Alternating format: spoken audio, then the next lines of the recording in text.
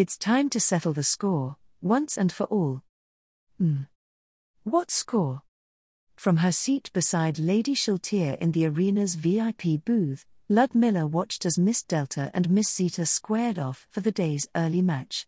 Much like the Grand Arena in our winter, only the big-ticket matches in the evenings filled the stands, though it certainly didn't feel that way in the proximity of the Sorcerer King. That only made it feel as if everyone was there for the Sorcerer King rather than the combatants on the field, but no one seemed to think much of it. She stole a glance at the Sorcerer King.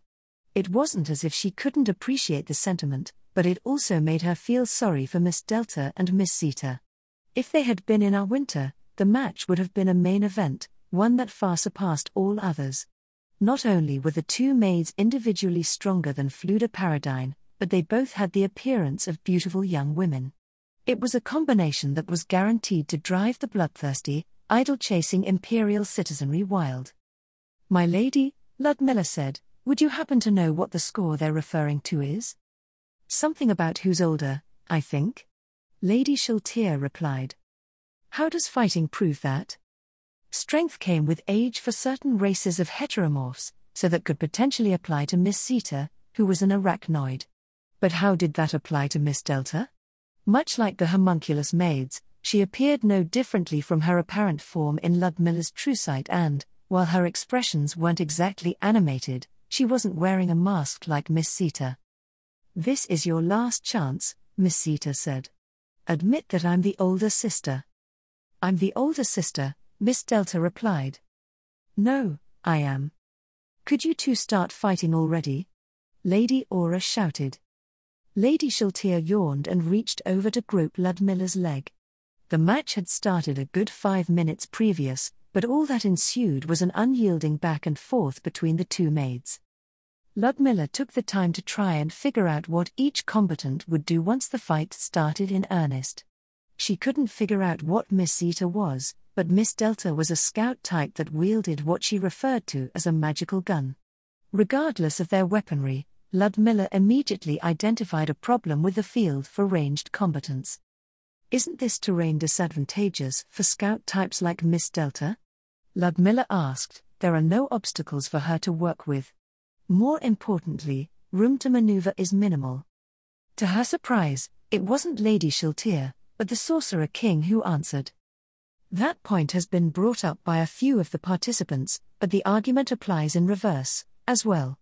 If, say, we used the entire 6th floor as a battleground, ranged scout types would pick apart their opponents at little risk to themselves. That's why we settled on an exhibition of skills instead of a more realistic scenario. Additionally, a real battlefield would be difficult to spectate." "I see," Ludmilla lowered her head. "Thank you for the explanation, Your Majesty." Figuring out how spectators could keep track of league matches in Warden's Vale was a growing problem, as well. She turned her attention back to the field, where the two maids were now slowly circling one another. Not long after their first circuit, Miss Delta exploded. Angry orange flames cast long shadows over the sands of the arena. Ludmilla half rose from her seat, trying to figure out what had happened.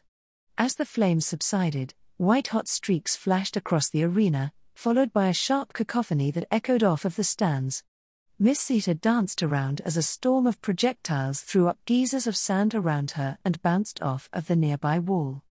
The attacks against Miss Zeta ceased just before the smoke from the explosion dissipated.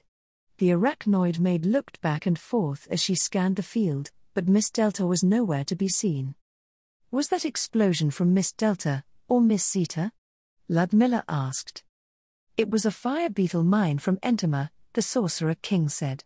"She must have secretly planted some while they were circling one another just now. Shizu made the best of it, however. She used the smoke from the explosion as cover to go into stealth." "Is Miss Zeta an unfavorable opponent for Miss Delta?" "That depends on the tactics that Entema employs. If I were in Shizu's position, I would be just as cautious. It costs her little in this situation, after all." Ludmilla nodded and retook her seat.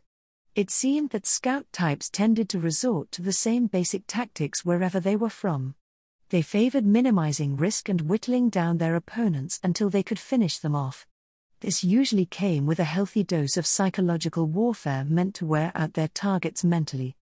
A single sharp crack sounded. Miss Zeta was sent spinning to the ground. Miss Delta appeared for a brief moment before dropping an item on the ground that created a cloud of smoke. Miss Zeta pushed herself up from the ground, clutching her abdomen.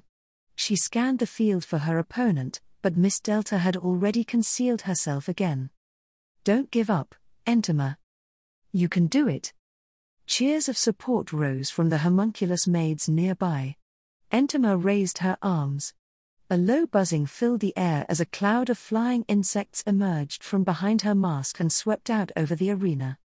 "Let's see if her patience pays off," the Sorcerer King said. "Patience, Your Majesty?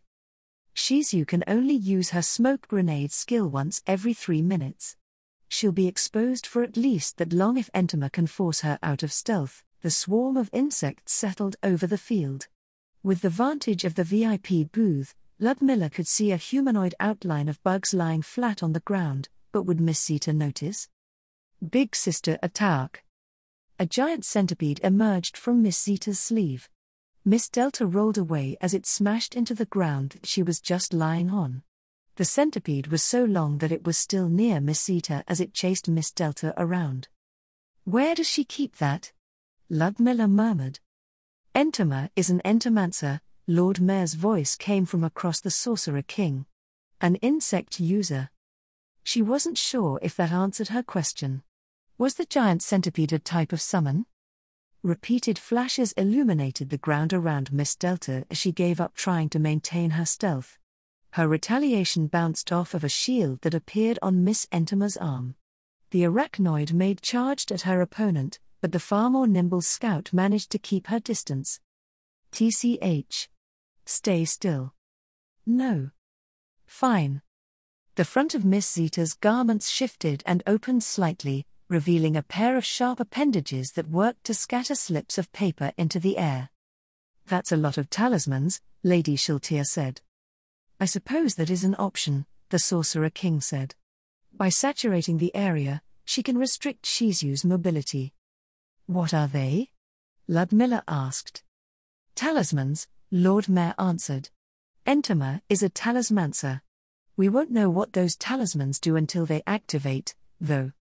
"I don't think what they do will matter," the Sorcerer King said. "Why is that, Lord Ines?" "Because Shizu's holding a thermal detonator." Miss Delta tossed a spherical object to the ground. An explosion rocked the arena, consuming the countless talismans in a fiery wave. Both maids were thoroughly signed when they emerged from the blast. "Moo." Miss Zeta stomped her foot petulantly. "It took me 2 weeks to make all those." "You can't win against your big sister."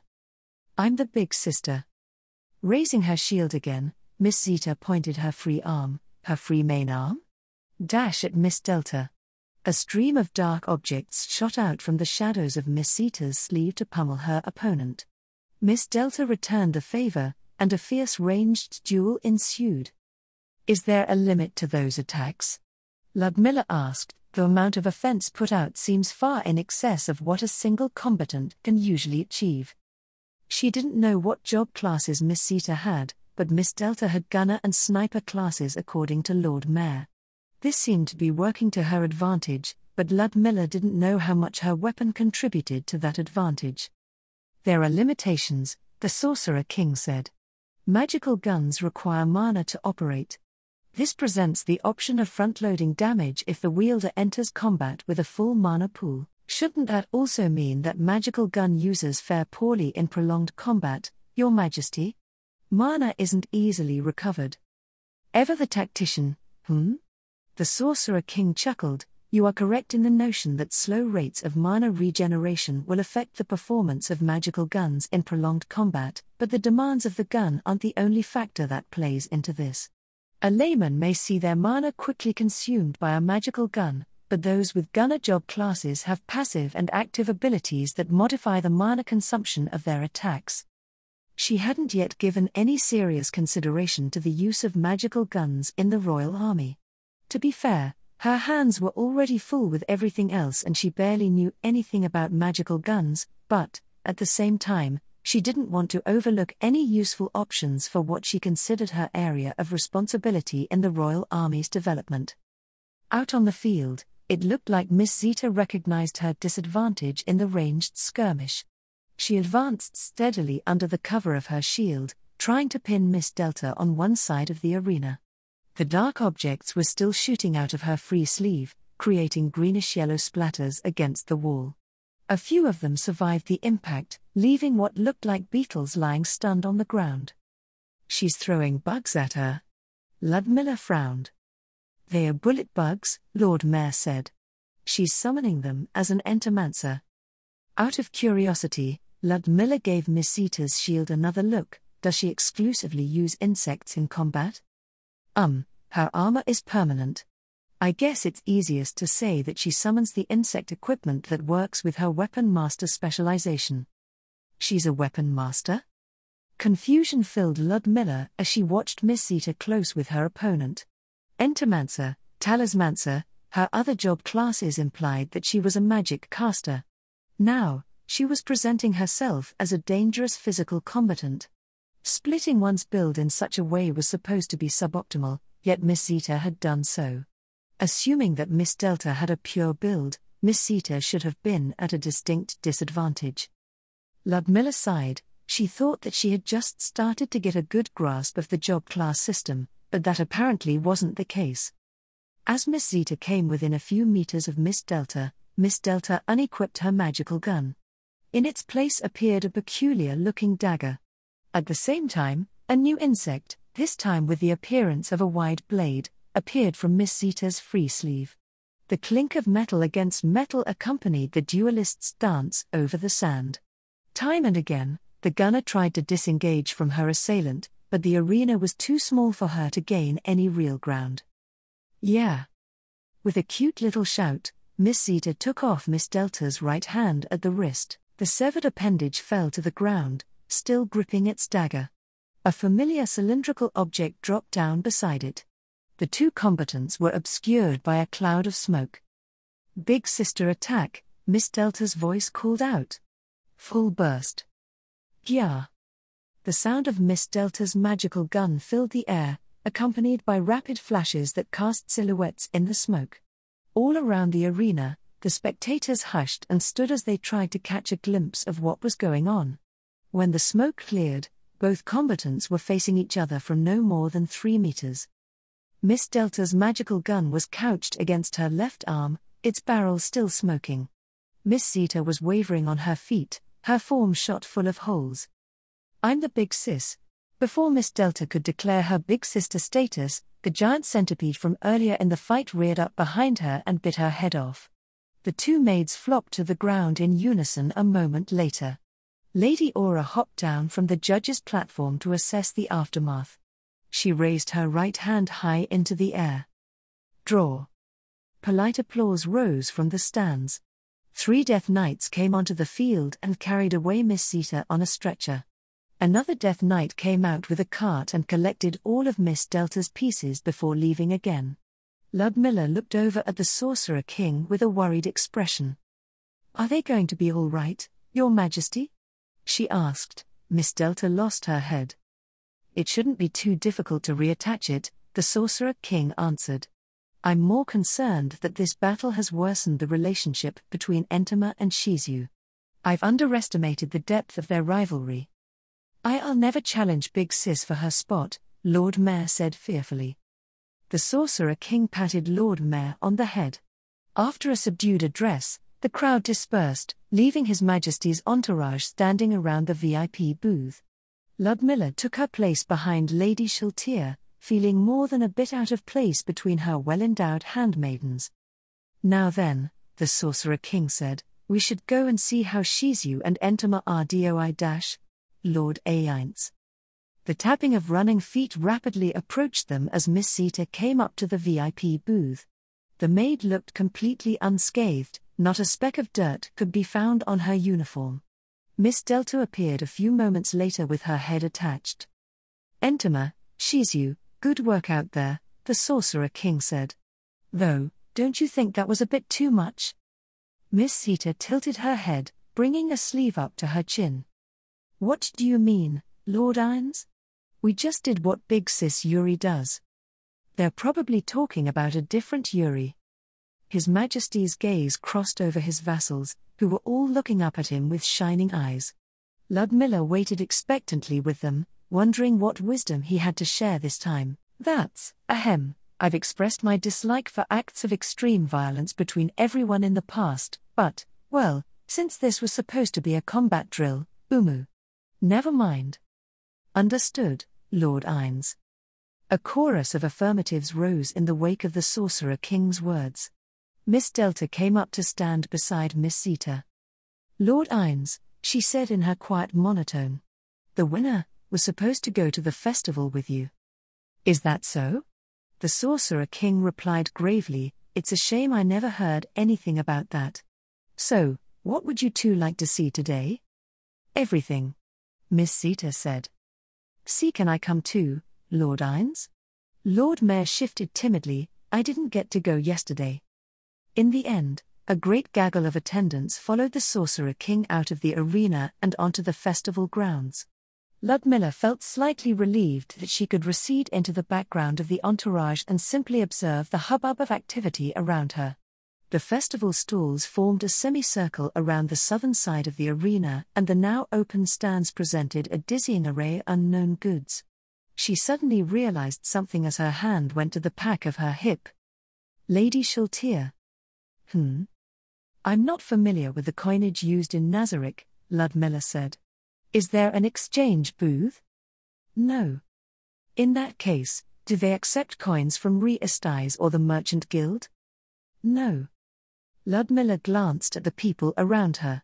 They were all focused on attending to the Sorcerer King, so she was stuck wondering what she could do about money. Their first stop was a pavilion with a variety of woodcrafts on display, manned by several demon-like creatures. The largest amongst them, a huge reptilian being with black scales, broad wings, and wicked horns, held out its clawed hands in welcome as the Sorcerer King approached its unsettling kiosk. Welcome, Lord Irons. It flashed a fang-filled grin. It is our greatest honor to receive you at our humble exhibit.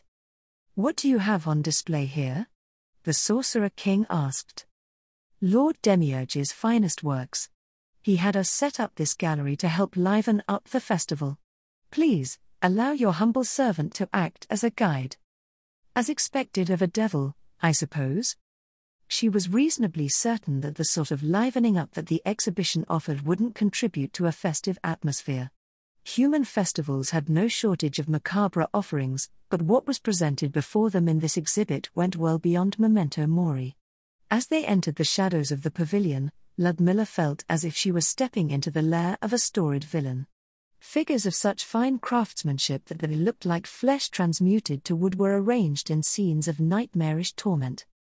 The Sorcerer King stopped in front of one such scene, where a set of tilted metal tables were arranged in a semicircle. Strapped to each of them was a naked human. The one in the middle was in the process of being flayed alive.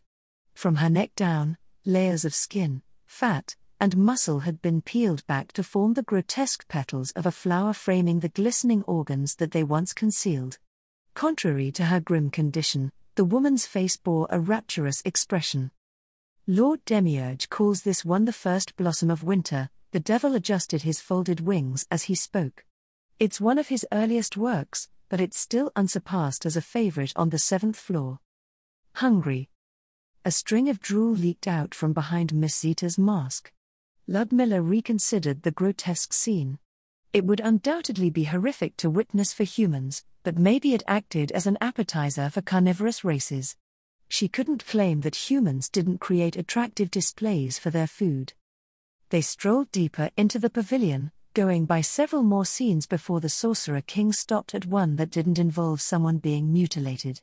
A mix of humans and demi-humans dined together at a long table, which had a sumptuous feast laid upon it. A harmonious scene, the Sorcerer King said with a nod. Lord Demiurge calls this one family dinner, the devil said. It's not as popular with our patrons as the other scenes, but it holds a great deal of sentimental value. Ludmilla hoped that she would be able to create similar scenes in Warden's Vale. According to Clara, creating an identity that superseded race was one of the keys to achieving the harmonious society that the Sorcerer King desired. Unfortunately, it wasn't as easy as saying so. Even before things like education and culture, it wasn't safe to put two races in the same space sometimes. This was especially the case when the very young were involved. Florine's adopted beastman cub often used her quagga caretaker as a combination chew toy, scratching post, and hunting target. Maybe this is a hint. She memorized the races assembled in the scene. If they were proven to be able to gather at the table peaceably, then it stood to reason that the feat could be replicated. Lord Ines, one of the homunculus maids attending to the Sorcerer King, said, "The afternoon talent production will be beginning shortly." "That's right, isn't it?" The Sorcerer King said, "Shall we visit the food stalls before we head over?" "Thank you for honoring us with your presence, Lord Ines," the Horned Devil said. Ludmilla looked over her shoulder as they filed out of the pavilion. The more she thought about it, the more the exhibit seemed strategically placed to stimulate the appetites of the carnivorous patrons. Right after it was a stall selling meat skewers, so it almost felt like something Leanne would do. She hung back as the entourage dispersed to line up at the various food stands. Like the books in the Great Library of Ashurbanipal, their signs used the same confusing text that she couldn't make heads or tails out of. "Not getting anything for yourself?" Ludmilla started at the sound of the Sorcerer King's voice. "There are so many food items that I've never seen before, Your Majesty," she replied. "I wouldn't know where to start. That aside, Lady Shaltir informed me that they don't accept outside currency here." "Ah, about that, I could lend you some." She turned in horror to find the Sorcerer King rummaging around in his inventory.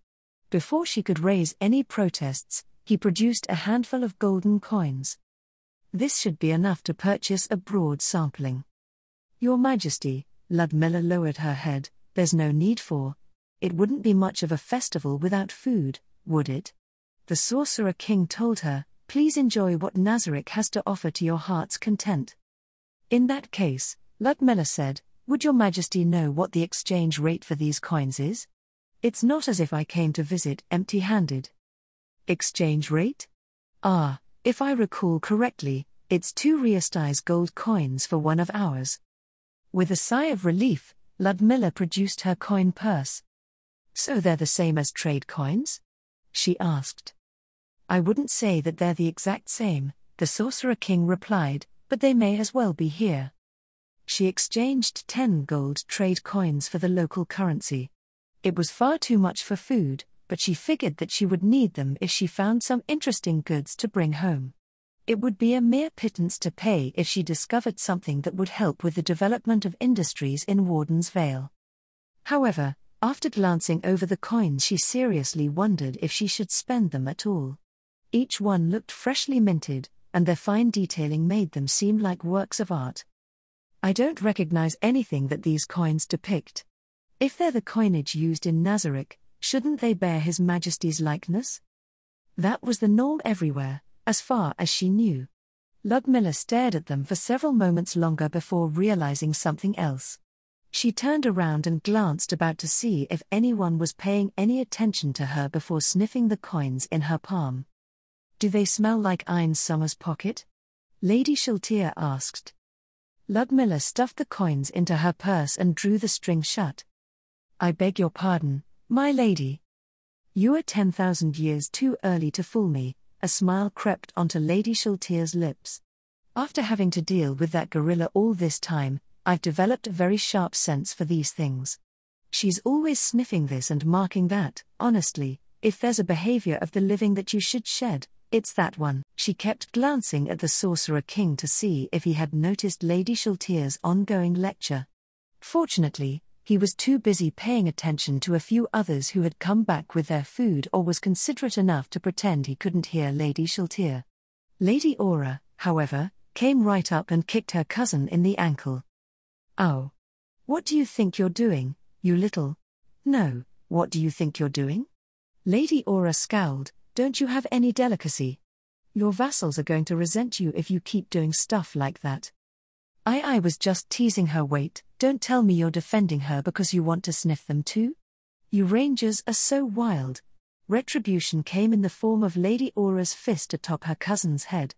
She really was like a reliable older sister. Let's grab something to eat, she told Ludmilla. The show's going to start soon. Everyone seems to be looking forward to this performance, my lady, Ludmilla said. Might I know what it's about? It's a show put on by the 7th Floor Gang. I don't know what it's about, but the one they put on yesterday was pretty good. Now they're doing the second one they've been working on, Fool's Conquest. What does that one say? Super addictive beef fried soba. Does that mean it contains poison, my lady? Lady Aura gave her a funny look. Why would they poison the food? She asked. Some people willingly consume poison, Ludmilla answered. Alcohol is the most prevalent example. There are all sorts of poisonous materials used in food. Most of the effects are minor when taken in moderation and many are considered welcome. What the sign means is that the food's so delicious that it's addictive, Lady Aura told her. I'm not a cook, so I can't appraise food for poison. None of the recipes should create a poisonous consumable, though. You have our assurances that none of this food is poisonous, Lady Zaradnik. Ludmilla looked to her left to find Miss Alpha standing nearby. She lowered her head slightly to the maid. My apologies for the misunderstanding this morning, Miss Alpha, Ludmilla said. No, Miss Alpha shook her head, it is I who should be offering an apology. To strike a guest of Nazarick, as a member of the royal household, I should know better than to act so rashly, especially against someone with whom I was already familiar with. I don't believe your actions were inappropriate for the situation, Ludmilla replied. A household answers to the will of its master first and foremost. You are most kind to say so, my lady. Would you happen to have any recommendations out of these food stalls, Miss Alpha? The maid came closer, adjusting her spectacles before scanning the signs overhead. Much like the festivals that my lady may be familiar with, she said, the food being offered is meant to be enjoyed as a part of the experience as a whole. I can guarantee that everything being served will be delicious, though I suppose what race each food item would be delicious for is the question. Let's see, for a human, if you're looking for something hearty, I would recommend the fried soba or a beef bowl. Lighter fare would include the fried octopus or fried chicken. If you desire something sweet, I'd suggest a crepe or baked sea bream. I still have no idea which stand is which. What about you, Lady Aura? Ludmilla asked, what will you be having? I think I'll go for the fried soba and the baked sea bream. I'll have the same, Ludmilla said.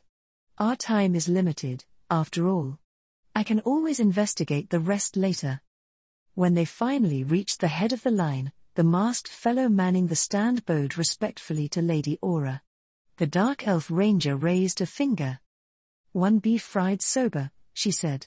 Make it a large. Lady Aura came away with a huge rectangular plate and a giant grin on her face. Ludmilla stepped up to the stall and placed a coin on the counter. 1 beef fried soba, she said. Just a normal portion, please. She received a plate roughly half the size of Lady Aura's. The masked stand operator stared at her silently. My change? Ludmilla prompted. The masked man shook his head. What? You don't get any change, Lady Aura said. But I paid with a gold coin. Surely this food doesn't cost a whole gold coin. Huh? What are you talking about? It's only 1 gold coin. That's cheap. How was that cheap? A gold trade coin was enough to pay for half a year's worth of dinners at a decent restaurant. Once, when they were children, Clara had rambled on about something called inflation. It was something that made goods more expensive over time relative to currency, so had that mystical phenomenon resulted in this plate of noodles selling for a gold coin?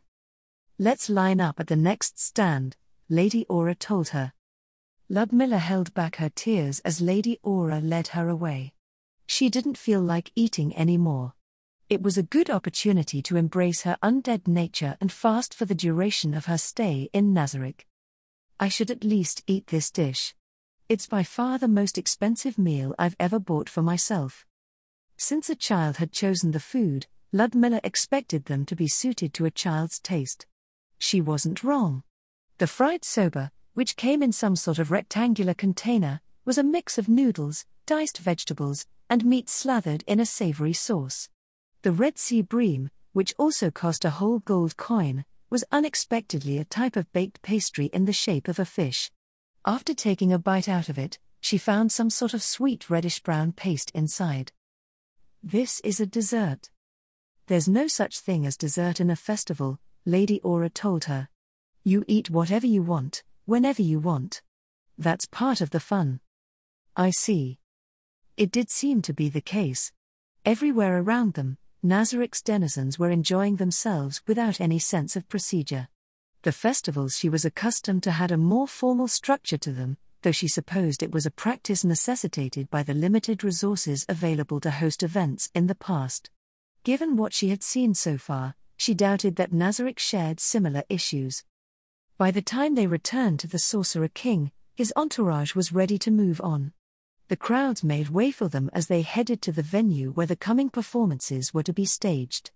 A modest, yet well-crafted auditorium had been fashioned in a field at one end of the festival grounds. Unlike the arena, there wasn't a booth reserved for the Sorcerer King, but there was a section of clearly superior seating near the front and center. Ludmilla took her place with Lady Shaltier's coterie, which occupied the Sorcerer King's left. A slight sense of unease filled her when she noticed her liege gesturing for her to join her. Ludmilla made her way over and lowered her head. "How may I be of service, my lady?" Lady Shaltier gave her a reproachful look. "There's no need to be like that, my dear," she said. "Lord Ines has personally requested your presence at his side." Ludmilla's gaze shifted to Lady Shaltier's right. She had assumed that the seat would have been occupied by Lord Mayor or Lady Aura, but the twins were on the other side. Ludmilla swallowed and presented herself before the Sorcerer King. "Umu. Have a seat, Lady Zaradnik. I would like your thoughts on the upcoming performances. As you may have noticed, there is a distinct lack of feedback from those outside of Nazarick." "I am at your Majesty's service," Ludmilla replied. "If I may ask, what aspects of the performances should I be paying attention to?" "Please be at ease," the Sorcerer King told her. "I simply desire an assessment." "Yes, an assessment as to whether this festival's offerings would be well received in Rantel." She breathed an internal sigh of relief. It seemed like a reasonable enough request. After one last look at Lady Shaltier, who simply smiled back at her, Ludmilla settled into the empty seat beside the Sorcerer King. "If I recall correctly," she said, "the royal court put forward several proposals for city festivities. I haven't heard of any developments concerning them since midwinter." "I deemed the plans too rash to implement," the Sorcerer King replied. "Or perhaps too one-sided would be a better way to put it. I was surprised that there was no real feedback from the local leaders, considering that all of the plans demanded that the city be turned upside down with urban restructuring." "The local leaders, if your Majesty is referring to the guilds, that's hardly surprising.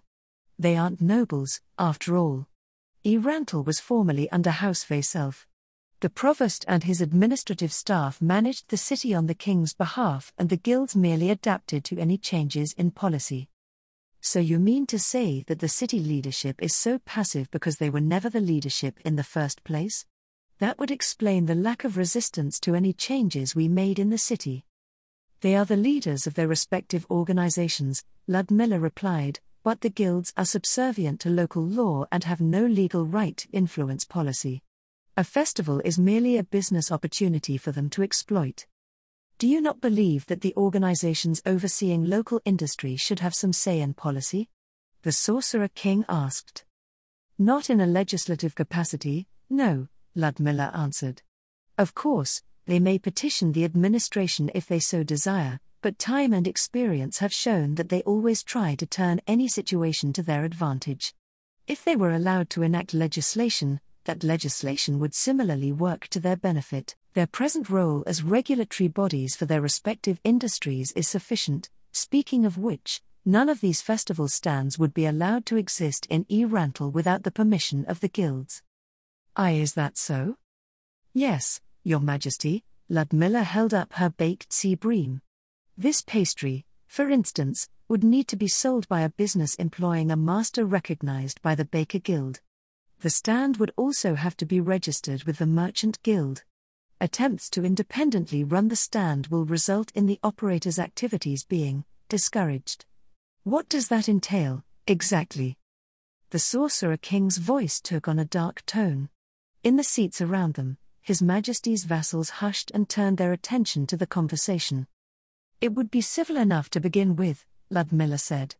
The stand operator would be informed that they are operating without the permission of the guilds and a demand to cease operations would be issued. If the operator chooses to ignore the demands of the guilds, they will discourage everyone from visiting the stand. Since everyone in the city is associated with one guild or another, they will comply with the order. At this point, a regular business would become insolvent. However, if the stand persists for some reason, the guilds will resort to violence. Violence? Yes, Your Majesty. It usually comes in the form of an accident. The stand may be severely damaged or set on fire and its inventories destroyed in some manner. The staff may be injured or outright assassinated. Isn't that a bit extreme? Regulatory bodies need teeth, Ludmilla shrugged. Just as a government must have martial might to maintain its sovereignty and the rule of law, the guilds need ways to enforce their regulations. As far as they are concerned, such measures are taken to protect the markets and their participants. A long silence ensued in the wake of her explanation. She wasn't sure if the guilds would be stupid enough to attack the Sorcerer King's vassals, but the existence of the guilds wasn't limited to the Sorceress Kingdom. Any foreign ventures that the Sorceress Kingdom's citizens embarked on might very well encounter resistance from the guilds, especially with the majority of its population being from tribal societies that were unfamiliar with the guild system. We should just squish them if they try anything, Lady Aura said. Why should we follow their rules? That is a question every noble probably asks themselves at least once, Ludmilla smirked. Realistically speaking, the guilds are too powerful for most countries to fight. For instance, if the Baharuth Empire tried to exert control over the guilds, the imperial economy would collapse within a month. That almost sounds like the Empire's problem with the temples, Lady Shaltir said. Everyone stared at Lady Shaltir as if she had uttered some unprecedented thing. The vampire's crimson gaze went back and forth in uncertainty. What? It's weird that you would know that, Lady Aura said. How rude. Don't you think I'd be just a bit curious about that sort of thing as a cleric? And where would you learn about something like this? In the reports to the Ministry of Transportation. I'll have you know that I take my job very seriously. The Sorcerer King silenced their back and forth with another majestic wave of his hand. Shaltir's diligence is a good thing, no. He said, I also share the same thought. It feels like many organizations in the region resort to similar measures. The temples are effectively the healer guild, after all, Ludmilla said. To be fair, the guilds use violence as a last resort. It isn't as if they're a criminal syndicate trying to gain clout. By opening a proper dialogue with the guilds, most of the problems I described should be non-existent. This should be done sooner rather than later, especially with the majority of Your Majesty's subjects being ignorant of how the guilds work. Now that you mention it, it's a surprise that it hasn't happened yet. It would be a shame to see those trying to participate in the economy run out of the city due to their ignorance. Countess Wagner and Baroness Gonnier took the initiative to ensure that it never happened. As the Sorceress Kingdom's holdings grow, however, so does the risk of some poor fellow slipping through the cracks. I could see it happening, the Sorcerer King nodded. What was done to ensure that their initiative was successful? The nominal cooperation of the guilds is easy enough to secure with the prospect of profit, Ludmilla said. Since the royal court had the foresight to create the demi-human quarter, it ended up being a relatively painless process overall. Middle management seems to be a thankless job wherever one finds themselves, the Sorcerer King muttered. Your Majesty.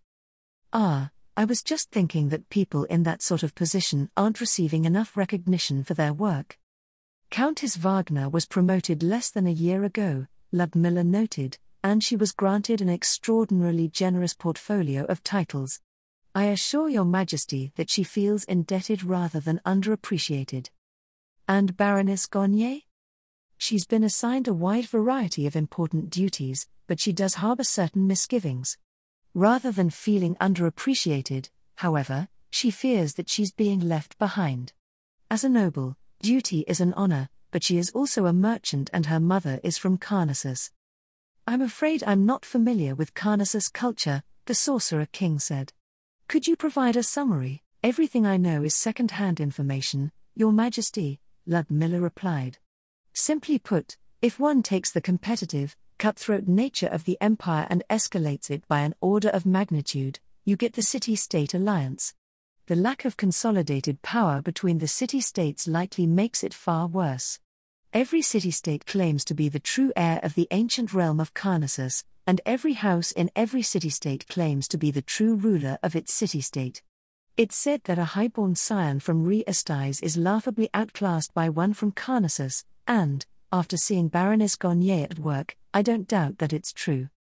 I suppose the competitive environment makes for an excellent place to gain experience. That is my interpretation as well, Your Majesty. With the advances we've made in the Sorcerer's Kingdom, however, we should be able to make a decent showing against them. Ludmilla turned her head to the sky as it started to dim. The bright sun and fluffy clouds were replaced by a silver moon and a canopy of glittering stars. Magical lighting grew in intensity to illuminate the stage, and a slug-like individual dressed in a black coat with a red bow tie crawled to the podium. It bowed deeply to the Sorcerer King before addressing the audience. Don't you people have anything better to do? It said, well, whatever.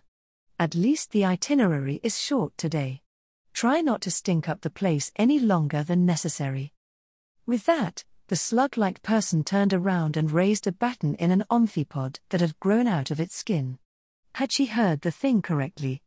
Maybe the language that it spoke was one that couldn't be translated properly. No, if that was the case, it shouldn't have made much sense at all. Is it just me, Ludmilla said, or was that extremely rude?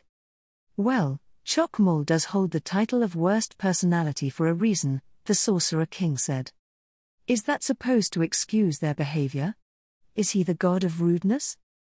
She looked to her left and her right as a light medley filled the air, but no one else seemed to react poorly to Chokmol's behavior. They went through a half-dozen performances, most of which she couldn't make much sense out of, before reaching the performance that everyone appeared to be waiting for. The skies took on the hues of twilight and the heat and humidity rose significantly. An illusory tropical cityscape the likes of which she had never seen shimmered into view as familiar growling voices filled the air. Princess. Princess Ramani. Call out if you can hear us. A trio of torch-bearing wolf beastmen entered from stage right. Another duo entered from the opposite side. The whole lot appeared to be the same race as Nobe, using their shape-shifting abilities to help fill their roles in the performance. Do you still have her scent?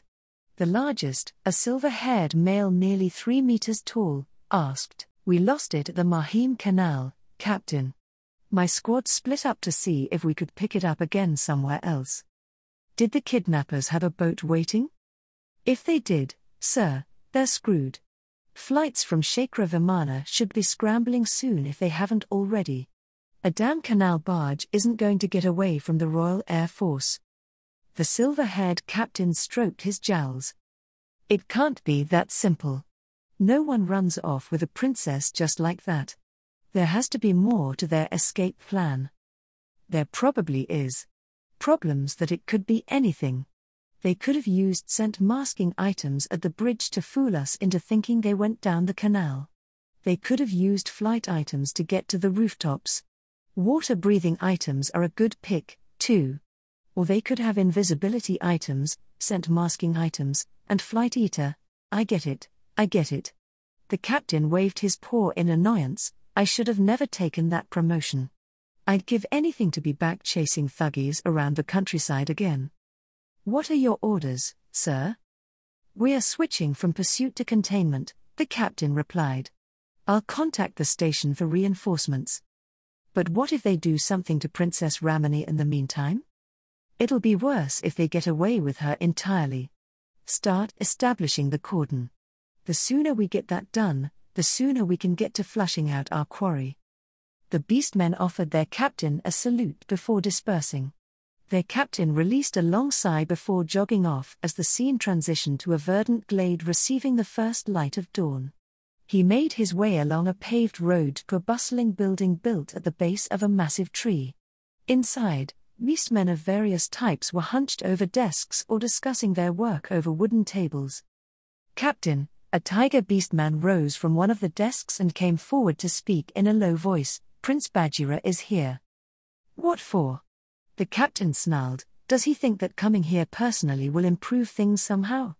Having the prince looming over our shoulders is the last thing we need right now. His escorts can probably hear you right through the walls, sir. He turned away with a snap of his teeth. Though Ludmilla wasn't too familiar with beastman body language, the captain's frustration was evident. The night had probably not gone well for him.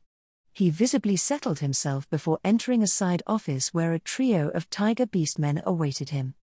Captain Patel, the towering visitor in the middle, nodded. Your Royal Highness, Captain Patel lowered his head. Since you've come here personally, could it be that a ransom demand has been made? No, the prince answered with a rumble. Considering how long this operation has taken, I've decided to lend you two of my best. Strange rumors about my sister's disappearance have begun to spread across the Isles and they must be put to rest. Could these rumors perhaps assist us with our search? No, it's just the usual ridiculousness that surrounds celebrities. As ridiculous as they are, however, they still have very real consequences. We'd appreciate such highly qualified assistance, sir, the captain said. But I must make it understood that this case is the jurisdiction of the Metropolitan Police and not that of the royal household. Of course, Captain Patel. I only ask that you make the most out of their skills so we may all return to our regular lives as quickly as possible. Ludmilla knew that it was just a theatrical production, but she couldn't help but examine the panoply of the cast. The beastmen were far removed from those in the tribes west of the Draconic Kingdom. They all wore uniforms filled with iconography aplenty, suggesting a long-established society with a high degree of public order. The captain, who seemed to be a member of something like a city militia, also showed no hesitation in drawing lines of authority. This spoke volumes about the separation of powers and how prevalent the rule of law in this beastman society was. Your Majesty, Ludmilla asked in a low voice, does the setting in this production exist somewhere in the world? Not that I know of, the Sorcerer King answered. But I wouldn't be surprised if it's at least partly based on something somewhere. I'd like to visit such a place, if so, Ludmilla said. I feel that there would be much to learn from them, especially when it comes to how advanced societies facilitate coexistence between its member races. Captain. Squad 27's found something. Could you be a bit more specific? Captain Patel grated. A mugger was found trying to sell some garments she obviously had no business possessing in the understory. They could be from Princess Ramani. Where did they find him? At one of the markets near the outlet of the Mahim Canal. She claims that someone traded it to her for a bolt of jute cloth when she was clearing her plot on the riverbank. A trade that any merchant would envy, the captain grunted. It sounds like our kidnappers are going to try to sneak through the cordon with their prize. Yes, sir. We're closing the noose on them now. Captain Patel rushed out of the office. The prince's two retainers stalked after him on silent footsteps.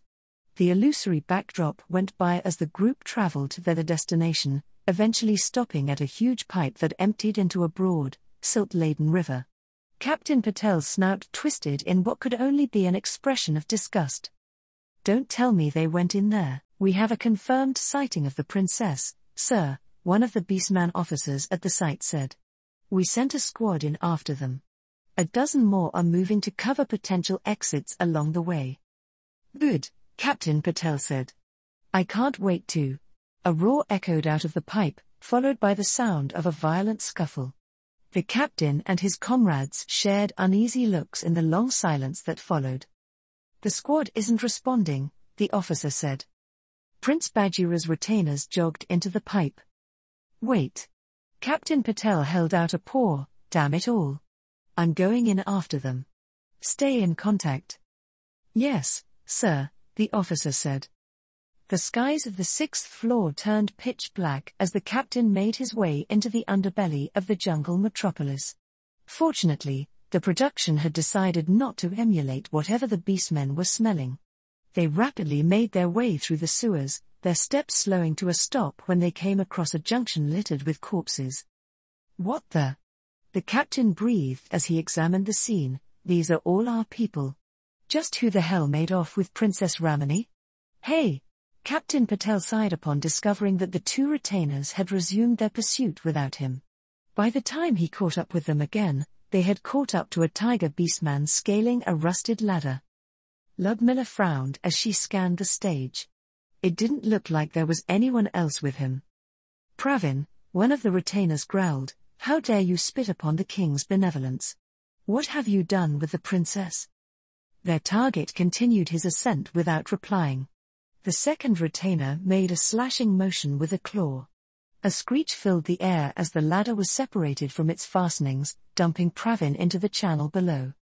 "There is no escape," the retainer said. "Tell us what you have done with the princess and we will grant you the mercy of a swift death."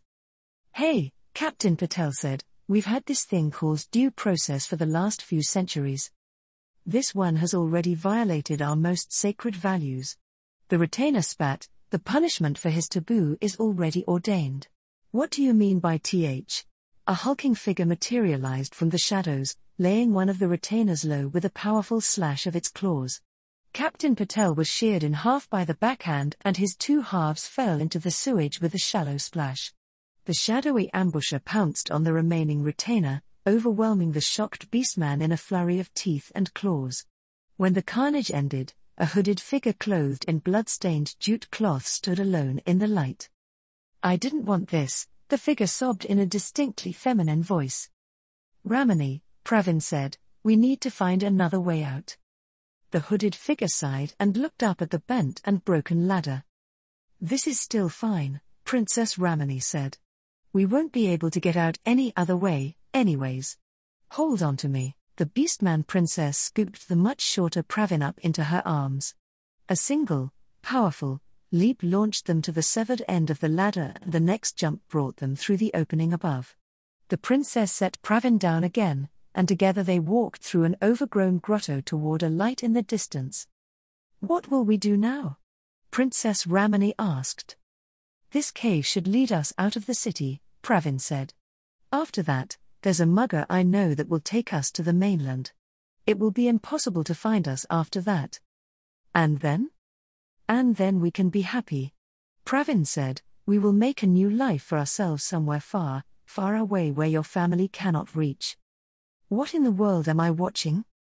Ludmilla wrestled with her feelings of disgust over the story's developments. From what she could tell, a selfish princess was embarking on an unwise elopement. She had killed two of her family's loyal retainers and an unknown number of local militia, including Captain Patel.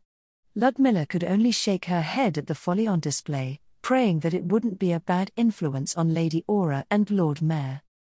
The two beastmen's steps grew lighter and quicker as they approached the exit of the grotto. Then, Pravin's head exploded. "Pravin!" Princess Ramani screamed. A dozen beastmen emerged from the vegetation surrounding the grotto entrance. Prince Bagheera stepped forward from the encirclement as Princess Ramani collapsed into a sobbing heap. "It didn't have to be this way, sister," the prince said. "You knew very well that this couldn't be. Damn you, Bagheera. Why did you have to kill him? We were going to be happy together." Prince Bagheera sneered at his sister's grief. "Your fame and popularity have caused you to forget your place, Ramani," he told her. I can only consider it a fortune that this lesson in humility comes at so low a price.